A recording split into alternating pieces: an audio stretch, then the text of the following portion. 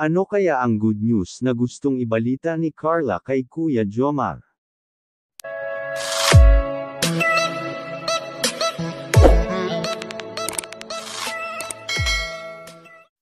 Ang kwentong pag-uusapan natin ngayong araw ay patungkol sa nalalapit na ribbon cutting ng bagong bahay ng ating idolong si Carla.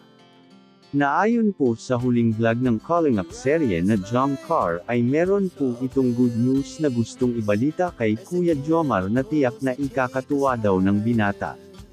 At sa tingin ko po ang ibig iparating na mensahe ng dalaga kay Kuya Jomar ay baka siguro sagutin na nito ang binata kasabay ng ribbon cutting ng kanilang bagong bahay.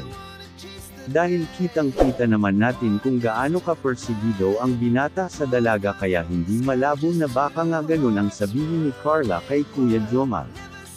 Actually kung ganun man ang magiging desisyon ng dalaga ay tiyak hindi naman tututol ang kanyang mga magulang dahil alam naman natin butong-boto naman ang mga magulang ng dalaga kay Kuya Jomar.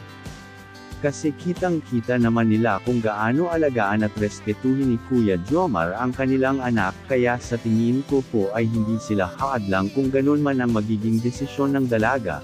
Dahil alam naman natin lahat kung gaano nila kamahal ang isa't isa kaya deserve nilang dalawa na magkatuluyan dahil parehas silang mabubuting tao, o mga calling up ano sa tingin nyo ang good news na gusto ibalita ni Carla kay Kuya Jomar? Please comment down below at pag-uusapan natin yan sa susunod na video. At bago po matapos ang kwentong ito ay nais ko po muna kayong lahat batiin ng isang mapagpalang araw para sa ating lahat. At kung bago lang po kayo sa aking channel ay hiling ko po sana na huwag niyong kalimutan mag-like at mag-subscribe. Salamat po, and also don't forget to subscribe Calling Up Rob, Kuya Jomar Vlogs at ang ama ng Calling Up Val Santos Matubang.